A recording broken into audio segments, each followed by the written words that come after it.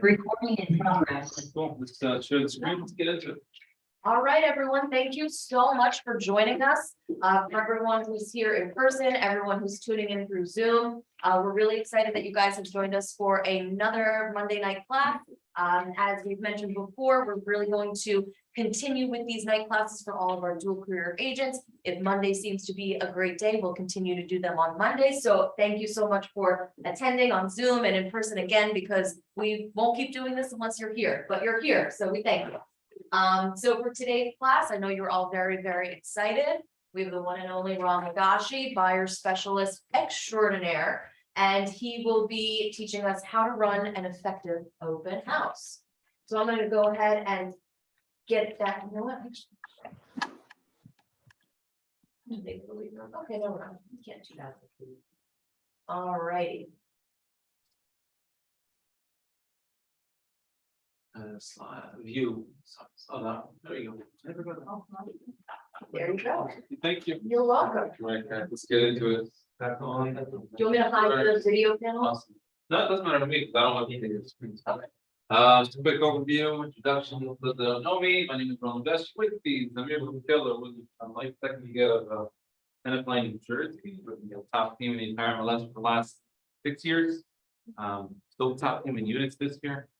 I'm a buyer specialist team, so what that means, you sitting here, me standing here as well. I do a lot of meetings with buyers, a lot of conversations with buyers, a lot of experiences with buyers. Of course, allows me to share some wisdom, knowledge, experience with you guys, so that we can provide you. The ultimate goal of today's session is for value, as much value as we possibly can. The more value I provide you, the better job I did. Provide any value, then I can have you back. So That's let's not true. let's get you as much value as possible. Let's get into it. Let me close out, and once I click in. There we go. All right. Let's talk about what's the benefit of conducting open houses. Well, it is a lead gen activity, and the leads are free. Woo. Yeah, you don't pay for them, right? And there are some additional benefits. There's additional reasons, advantages why we conduct open houses, why it's a good lead gen lever. They come to us. We don't have to go chase them. We don't have to call them. We don't have to. Now, why do we make phone calls? We make phone calls to arrange face-to-faces. Here, we're already face-to-face with potential leads, potential buyers, potential sellers. Of course, if you're also being strategic around your lead gen activity. Sorry, I walk along around the room a lot. Is there any way? Oh, yeah. Let me see if I can move it around. Is that better? She might use that. That's right. It does, it does also provide you an effective mode of branding, right? So if you're more strategic about your open houses and you're doing it many times in a specific town, you improve your branding, you improve your recognition. The folks that are out and about in that town will obviously identify that it's you in those homes. And it'll increase your mind share with those. Should we let's let them know since they're late. There's maybe an additional charge.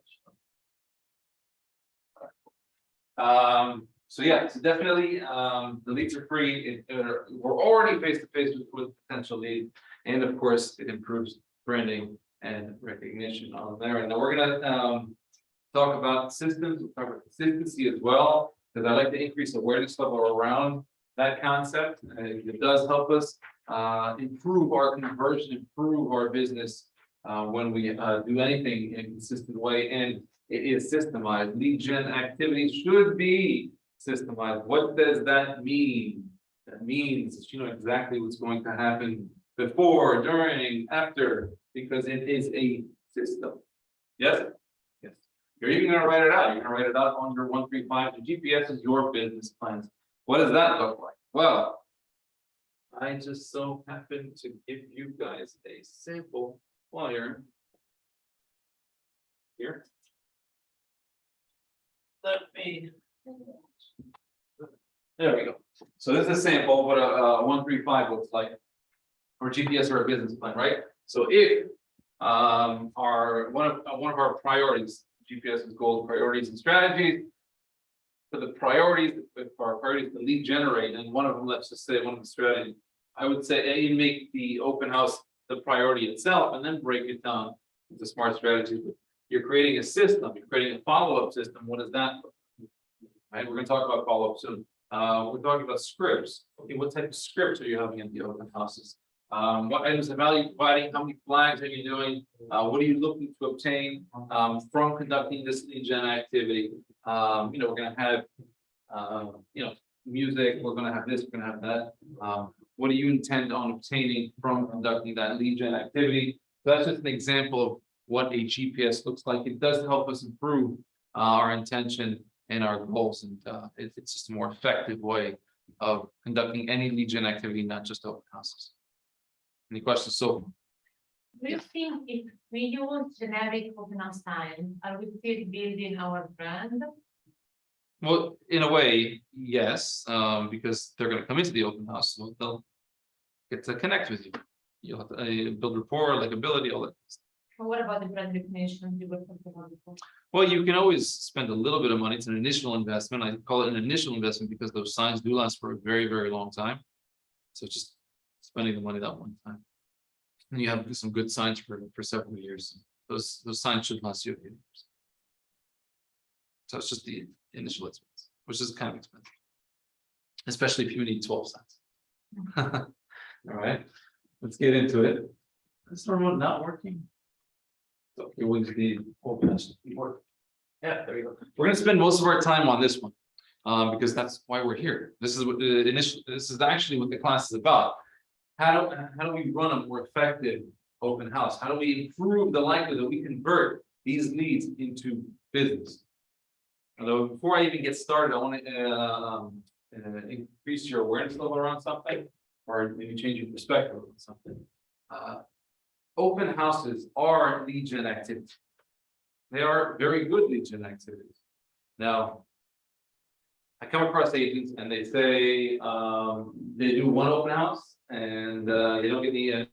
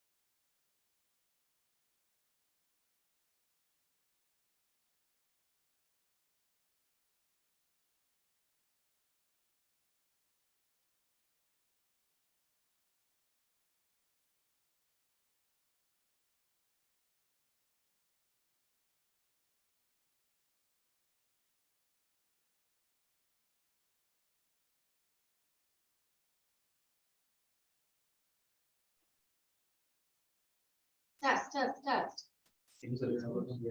All right, it might be a little faint this way, so, because I think it's coming from the computer, so maybe it's. Stay close to Maybe stand closer to the where computer. is the computer? Behind there. Yeah. Okay. So. Yeah. All right. Okay, yeah, so, okay, good. All right, sorry about that. That's okay. Sorry about that. We're going to improve our conversion in open house. Now, many agents, what they do is they do several open houses. They don't get any pieces or good pieces of business from it. So they stop doing it. Yet, if you consistently do a lead gen activity, then you will get consistent results. Now, what does that mean for your businesses? Well, let's just say theoretically you did, you said you were going to do 40 open houses a year, right? And you can do, you take Saturdays and Sundays and each one a day, but you do 40 open houses, not 52, not 50, it's 40, which means the wrong number. And your conversion was 1 out of every 5 open houses. You get a good piece of business that you were able to close.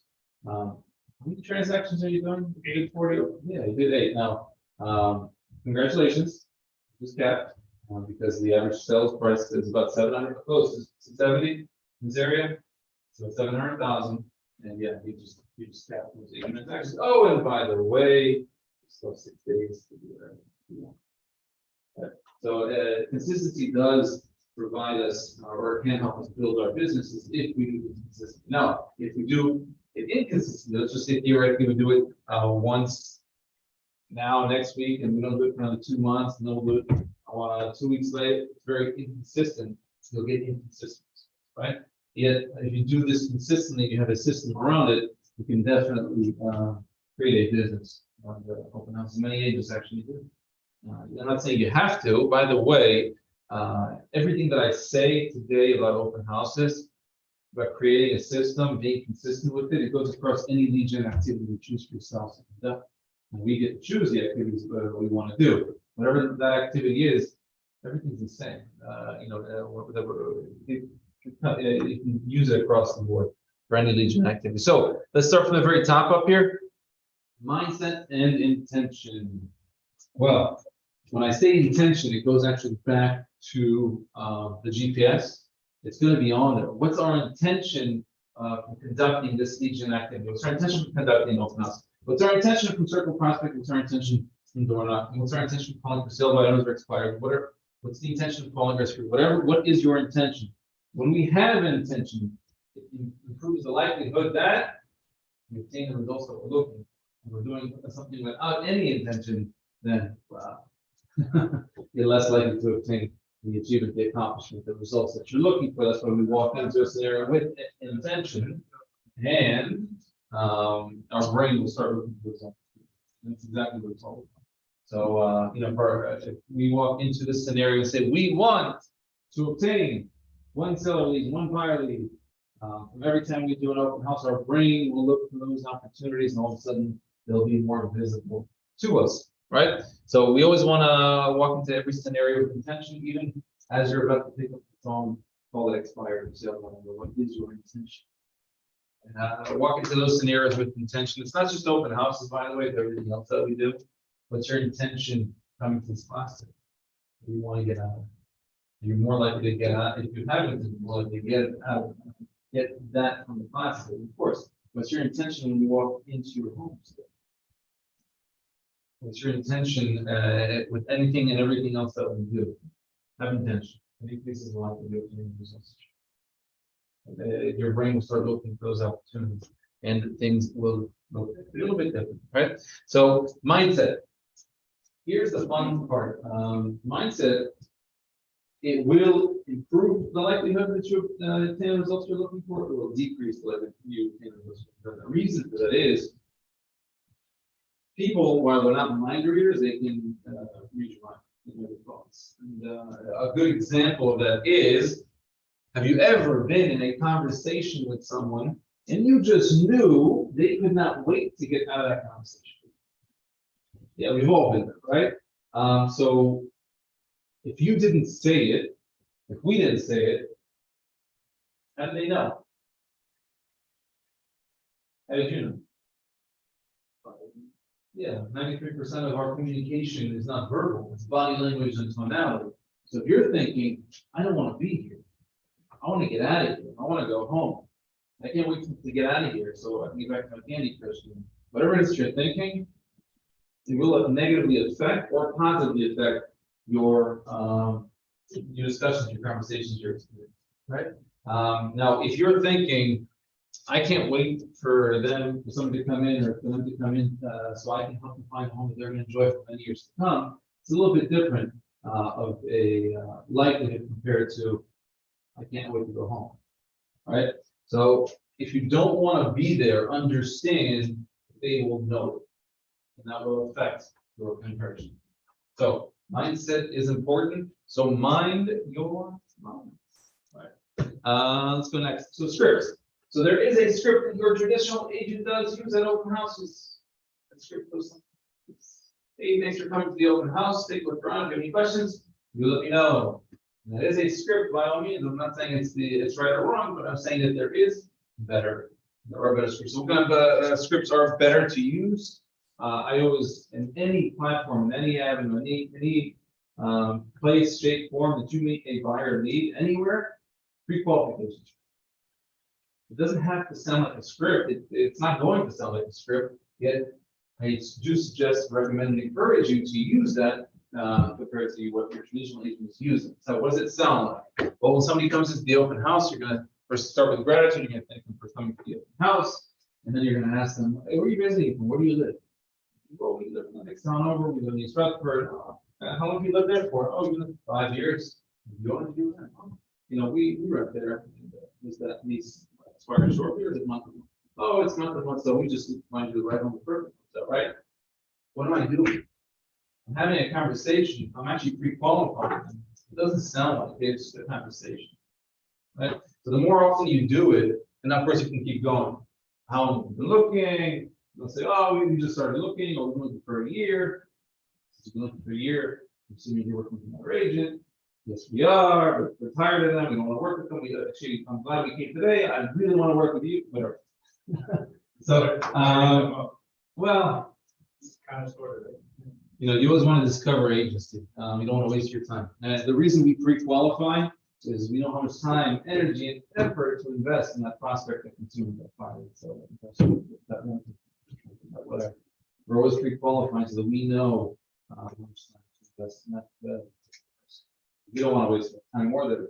And the funny thing about the public, or funny thing about consumers, if you haven't discovered it yet, they have no problem wasting our time. Yeah, they have no problem you showing them homes and submitting offers. And so you want to discover if they're working with your agent.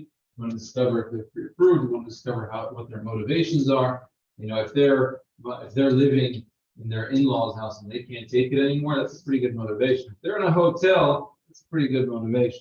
If their lease expires and they hate their landlord, that's pretty good motivation. So we want to discover what that motivation is. Yet, well, they'll never just tell us. That's the questions. Voila. Sure. I'm just gonna take a quick pause. I'm just gonna try turning off the camera and turning it back on, and hopefully that will fix the microphone. Again, apologies everyone. I know the sound has been an issue. Zoom in. Just give me 2 seconds.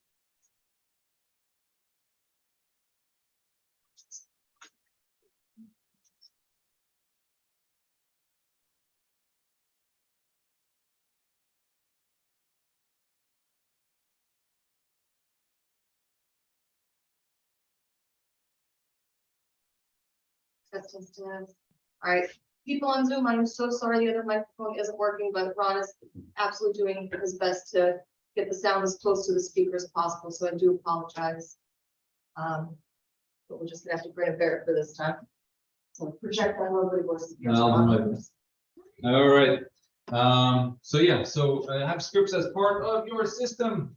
Sign-in forms. Now, there's no right or wrong with this either. You want to use paper sign-in forms. You want to use digital ones. You want to use the apps. You want to use the NGMLS links. No right or wrong. Just have to use one. When you want them to sign in, no right or wrong. You want them to sign in before they even walk into the house. You want them to sign in with as they walk into the house, when they get to the kitchen. That's part of your system, right? You're gonna have everybody just do the same thing. So if you're having everybody sign into the kitchen, everybody's gonna go sign in the kitchen. You're gonna let them know. You're gonna instruct them as soon as they walk in, or if they're signing outside, there'll be a sign posted outside, and they'll go ahead and sign in QR code, register, whatever, Google Forms, whatever you like. So there's no right or wrong here. Just know what you are signing for. The goal here is to obtain as much information as we possibly can, as well as they're writing their information down. We're also obtaining that information, and then we also, how much time we spending on these people depending on what they write down. Items of value could be anything that, it could be a physical, most items of value are physical. Or we're handing something to somebody, it could be anything, a lot of agents, use food and beverage. So they might have, muffins or bagels or cake pops or whatever, or water bottles on a hot day like today. And, it might be keychains, it might be something with your logo on it, like a pen or a magnet or knickknacks, right? There are some items of value that, I don't see at open houses, that like it should be at open houses. It might be the most valuable items of value, to us and them. And it's called an offer, or an offer list. So I'm not saying give a sample offer to everybody, but I'm saying it might be benefit us or advantageous to us to have a folder with the sample offer. Also, what I like to provide is a home buyer's guide as well. So if I connect to somebody at a high level, about 30 pages combined, I'm just going to hand it to everybody. It's a lot of office supply. If I connect with somebody at a high level, I'll hand them the binder that's branded to us, along with a sample home buyer's guide and sample offer. And there's a reason that we provide items of value. The reason is to be top of mind. Well, that will help us with our response rate. That will help us with our conversion rate. How so? Well, when they're traveling and they're going to a half a dozen different open houses and meeting half a dozen different agents, and we're the agents that respond back to them, and they're thinking, oh, you're the agent that gave me the muffin, you're the agent that gave me that open house list, you're the agent that shared that cool app with me, you're the agent that gave me the sample offer, you're the agent, you're the agent, you're the agent. You see how that's top of mind. So that's what separates us from the other open houses, from the other agents. We want to be top of mind because it does improve our response rate. It does improve our conversion rate, right? So the majority of internet leads, the majority of open house leads, the majority of leads in general will discover that they are not ready, willing, and able to buy or sell at that very moment. So it requires follow-up. So having a follow-up system or being consistent with follow-up will benefit you, all of us, in a very specific way. If we follow up in a consistent way, we will have consistent results. If we follow up inconsistently, we will have inconsistency. And the word consistency keeps popping up. So not that we can't, we're not going to be successful if we don't follow up. You can still be a successful real estate agent if you don't follow up. Yet you will need more leads to arrive at the outcomes that you're looking to obtain. So you can still be successful. Yet what happens is when we do follow up, we'll need less leads to conduct more business. If you don't follow up consistently, you'll just need to speak to more people to arrive at the outcome that we're looking for. That's the advantage of having a systemized follow-up. All good? Maybe? It's good?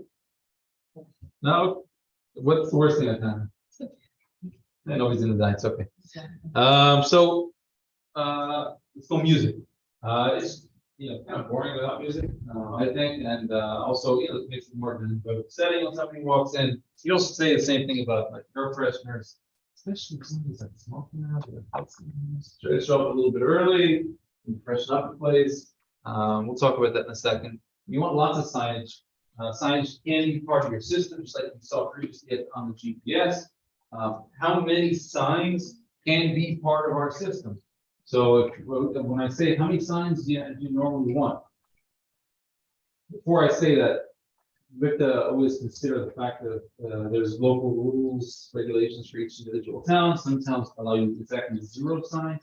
Some allow you unlimited signs. You know the local rules. But let's just say theoretically we have unlimited amount of signs you can put. How many signs and flags do you put on your house? How many signs do you put at every side street turn? How many signs do you put on every major street turn? And then you start counting it up. You say, okay, well, normally I'll put, let's just say theoretically, you say, I want to have 2 signs and 2 flags in front. I want to have 2 signs at every turn, and I'll have 3 signs at every major street. Great, wonderful, and that means you need at least 7 signs and 2 flags. If we have 7 signs and 2 flags, and the majority of us, the answer is no, that means go out and get it. We're gonna have to spend a little bit of money, like I said, it's an initial investment, lasts for a few years, get every open house that we do.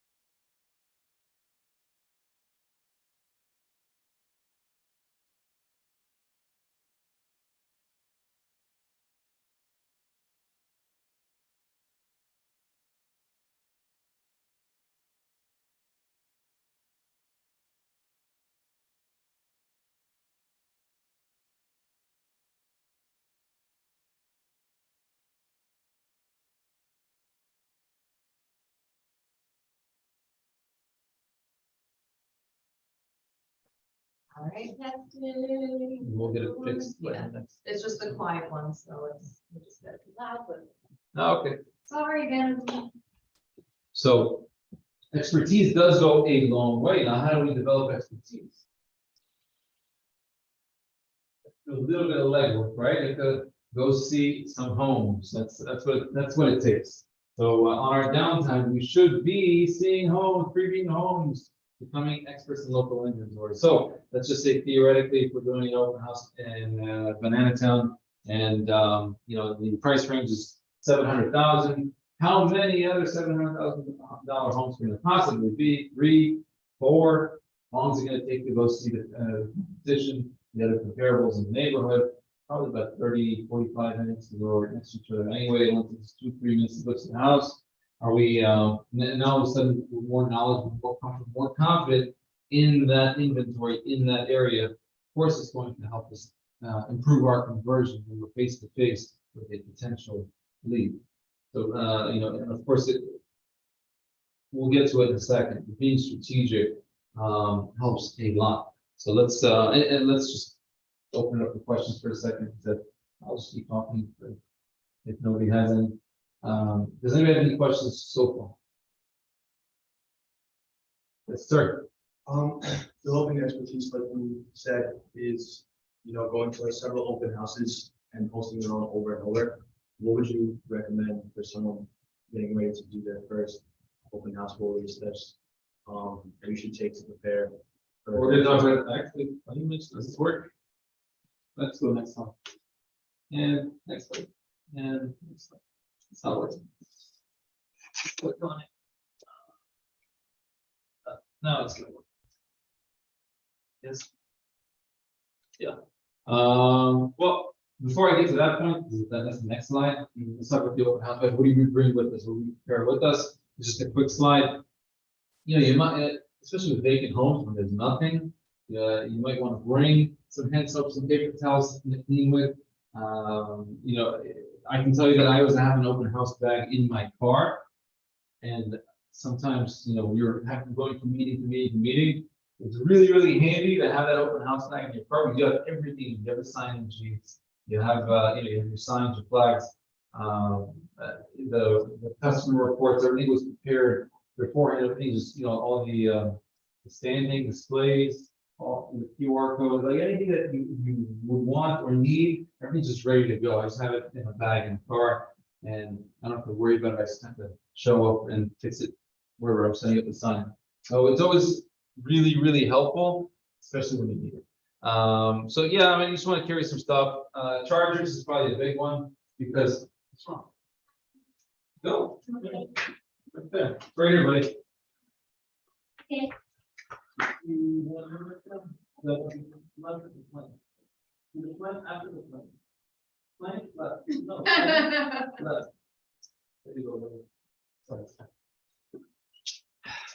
So chargers, right? Because we have some of us use iPads, and some of us our cell phones or our laptops, whatever it may be. Make sure or speakers, make sure that everything's charged.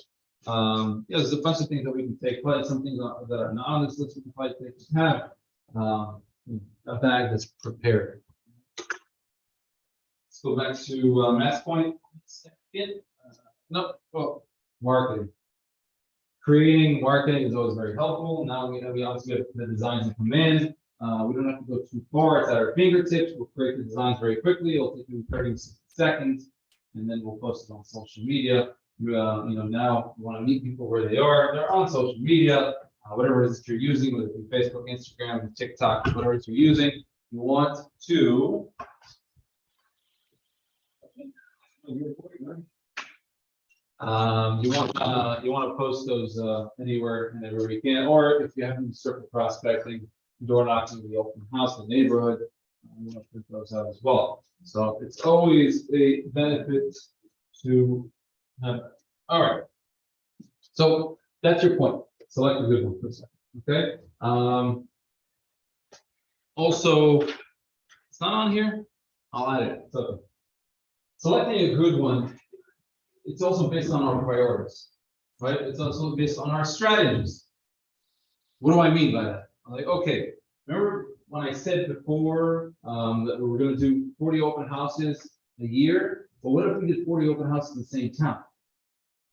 What would that do to our business in that town? Oh yeah, everybody would know you, right? That's also part of our strategy. That's also part of being strategic and building our businesses. Now, are you going to be an expert on that town? Week in, week out, you're working in that town.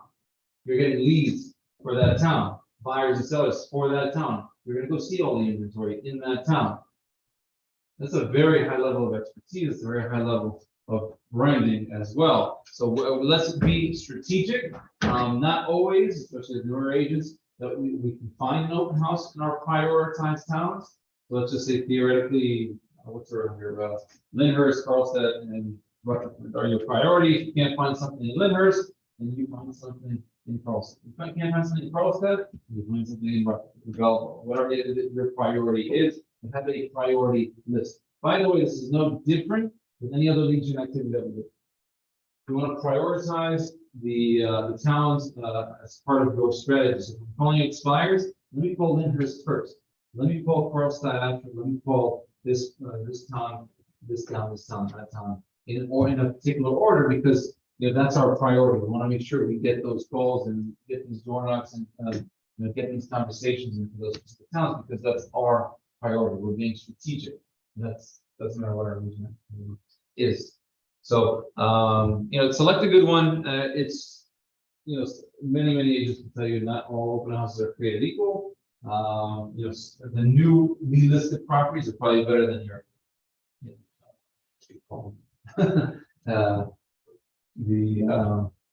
let's say overpriced. The ones that have been in the market for a long. So the scale. So obviously a newly listed property is probably better than a stale one, and a recently reduced one is probably better than one that just seems like it's overpriced. So there are ways to be strategic with our open houses. Obviously, if you're looking for an increased level of activity, get a new one that looks priced really, really well, and so you get a lot of activity, right? You want to promote it, you want to boost it, you want to preview all the comparables, you want to get ready with your open house bags, your equipment, your booths and speakers, and you want to get your head straight, right? We said you're looking to improve our conversion, improve your mindset. begin and end with mindset. Before it's just some logistics. Before you go to the open house, you really want to confirm with the seller that they know that you're doing an open house. You don't want to show up and say, hey, you're doing an open house. They oh, I didn't know that. No, not fun. Make sure you confirm with the homeowner that the conducting an open house is okay.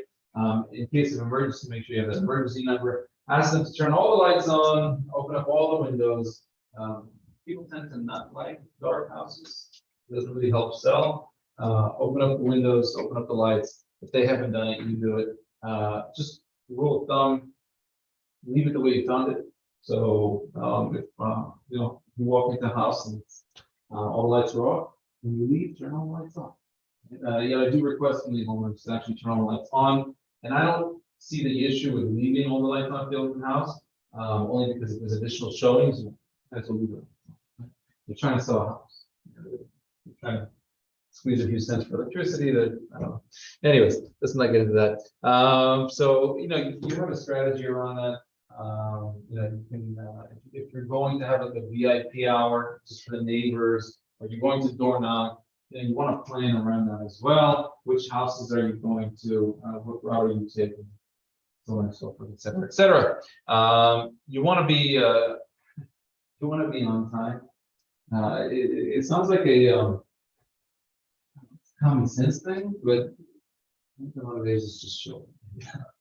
Be up on, even be early. Don't show up like a minute before you start the open house. Show up 15 minutes, half hour, 45 minutes before. If also you're doing the activities, your circle prospect and door knocking, you might need a little more time for that too. So show up a little bit earlier, set up your signs, set up your flags, make sure everything's good to go when you're supposed to be ready. Everything's pretty much as self-explanatory. We covered it already. So any questions so far? When you go to host an open house, will there be multiple agents at the site, at the property? There might be. It's up to you. And also based on anticipated activity, also based off of how comfortable you feel. Many agents don't feel comfortable being alone, so they'll ask another agent to join. And that's okay. Or will there be one already there, like, I don't know how it works. Like, say you will show up and will there be another agent there? The majority of open houses, you're going to be the only agent there. On occasion, you might have an additional agent if you think it's going to be a little busy, or again, if you for safety purposes, you want to have another agent.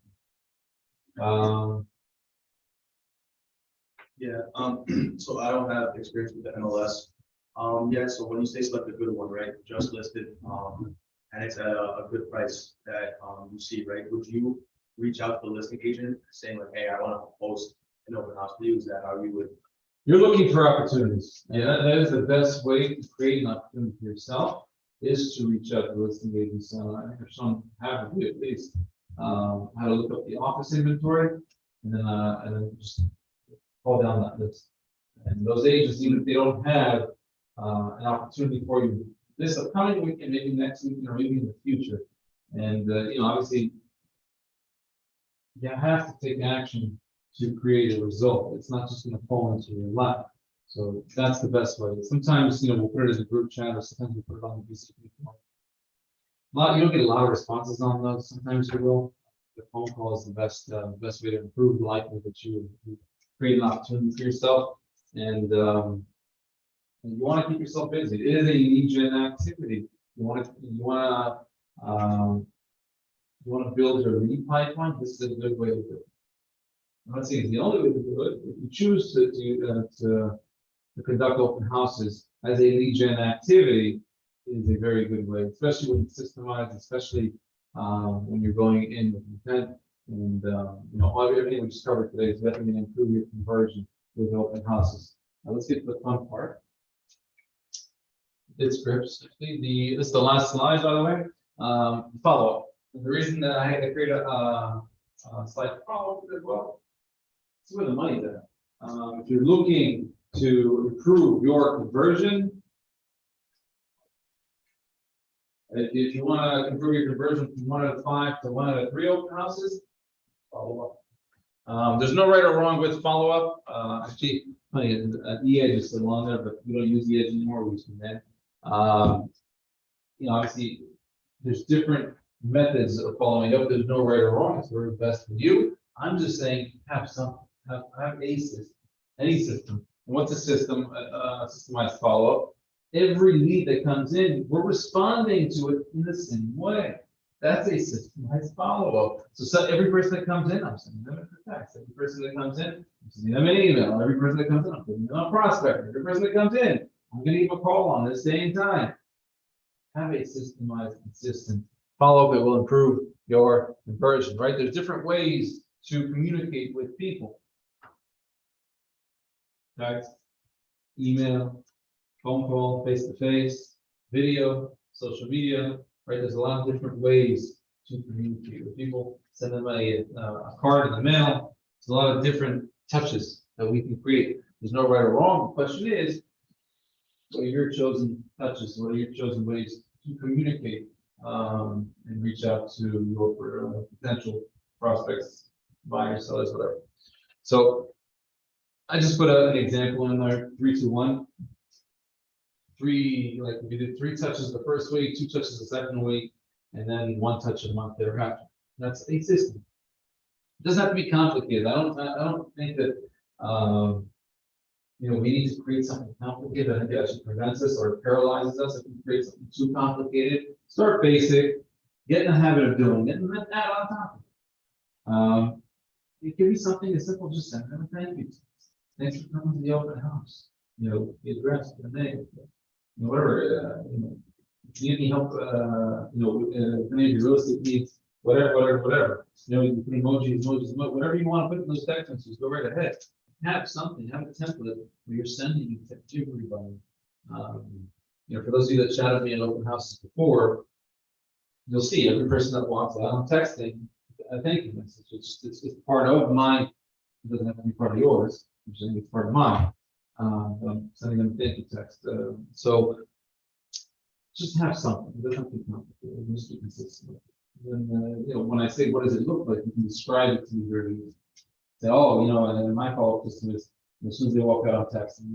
I'm sending them an intro email, and I start sending them property links right away. And put them on prospect, and then I call them. And that's actually for them. Text, email, prospecting, 5% of properties, phone call, 4 touches in 1 week. You can add more. You can send them a thank you card. You can call them twice. You text them 3 times. I'm just saying, those are 4 easy touches in the first week. What you do after that, that's fine. Maybe 2, 3 times. Also, the prospecting is automated, which is sends them automatically. So they think a lot of them think actually that we're just sitting there all day sitting in the properties. It's automated. Set it and forget it. Whatever you can automate on. So it goes a long way when we're systemized follow up. There is a way to create. There we go. All right. So there is a way to create a business to improve our conversion with open houses. We covered very swiftly today. Any questions about anything? What about the text? Thank you, text. What about the email? Do you guys the same thing with the email, or you? The email is different. The emails, I call it an intro email. I do what I referenced before, the sample offer and the home buyers guide. I attach that to the intro email. In the intro email, I say it was a pleasure meeting you at the open house yesterday, today, whatever. And then wanted to introduce myself, and then I'll give a few links, a little bit about me, and they can go to the reviews on the different pages of Google or Zillow or whatever we ever reviews at.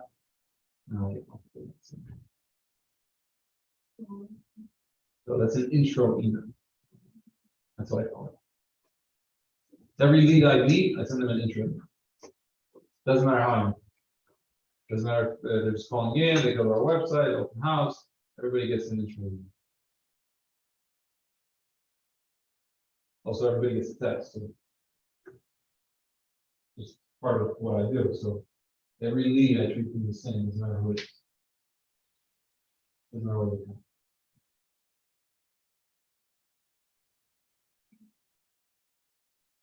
Good, not good. Helps you, doesn't help you. Are you gonna send them? I can send you anything that you need. Want just let me know. Maybe text me or email. Also. No, I think we can add a way to, you know, the QR code, if we can add a way to do the phone address. With the landing page and command, not now. I am hoping that in the future, they will give us customization with those forms, we can capture more info. But for now, the lead forms through command, we don't have the ability to edit. Is there a way that they don't have to type anything in notes? No, it's a That's requirement. annoying. I know, I know. Yeah. You can just have them do like a space. I do, that's what I do, yeah. I was like, I have to stand next to them. Just to make sure. Physically, I'll touch a button on their phone. Exactly. I've heard a good solution to that, or it's just in that space, you know, are you currently working with an agent? And then they can put yes or no, and that's a basic easy thing That's for them to input. It's a good one. You know, additionally, it's not the best solution because the information wouldn't go directly into command. But if you did want to capture more information, you can always create a Google form and have a QR code going to the Google form instead. So you have customization over the information that you're capturing. The only thing is you then have to manually add them into commands, but then you have the ability to get their address and capture any additional details. I would normally not have them use the QR codes if they're working with an agent. So I ask them, it's one of the first questions that I ask them. Are you currently working with an agent? If they say yes, I don't have them do the QR because I don't want their information, man. I don't want to call them. I don't care. I just have them sign like the whole old COVID sheet and like and just a list like sign name, sign, phone number. I just have them sign one of those. So I separate the ones that don't have agents. They'll go into my system, and the ones that do have agents, they just sign the form that goes to the garbage. So it's now when they go into they register through the QR code, it puts them automatically on the process. It sends them an email. So I don't have to deal with any of that stuff on the marketing. So it's fun. It's set it together. Separate basically the agents. And I think it just makes it a little bit more organized and not to worry about having these feelings later. They're sending you a fine, wherever. So you let them in and then you ask them. My system is that I let them in, and then I'll have them sign in the kitchen. And when they get into the kitchen, and also if they're working with an agent, if they say yes, they just sign in the paper form, and if they say no, then it's not a good deal. Just nice. Okay, with this. Go from there. It just depends on the answer. Most people have agents. The majority of open house guests nowadays have agents. 6 years ago, it's more of a recent phenomenon. I think the majority of open house guests have agents. We're there to create opportunity, and we will just sensible more often you conduct open houses, more often you degenerate, the more likely you are to more likely the more leads you have, the more likely you are to get pending. The more pending you have, the more likely you have support. So once more closed, it's more pending. Once more pending, there's more open houses. It's more leads. Sounds simple. Yeah. I think the challenge for many agents is to create the opportunity of actually conducting. And for that, said before, reach out to the agents that have a list. They may give you an opportunity, they may not give you an opportunity, they will later. We see it all the time. All of a sudden, well, they don't even have to put those notes in the group chats if they already have somebody they know they can go to. If they go to be the go-to for the other agents in the office, they'll call you first. That's called opportunity. You have to take action. Say hi. Okay. Yeah. So, do you recommend getting like all your marketing materials in person, your business card, your signs, your social media, command best, everything like that set before you start, you know, kind of like open house best, and then also out there. Not necessarily. You have a license, you can do that open house. No, so you don't have postcards, so what? You don't have you have a temporary business card, so what? You can't conduct business. You're gonna, it's kind of like saying, you know, forget the opportunities of today. I know they're never gonna come back again. Or it's like, you know, you're just kind of giving up on those opportunities. That's the way I see it. I'm always looking for opportunities. Doesn't matter what obstacles, barriers, or something that might prevent me from doing something. You know, you look at ways to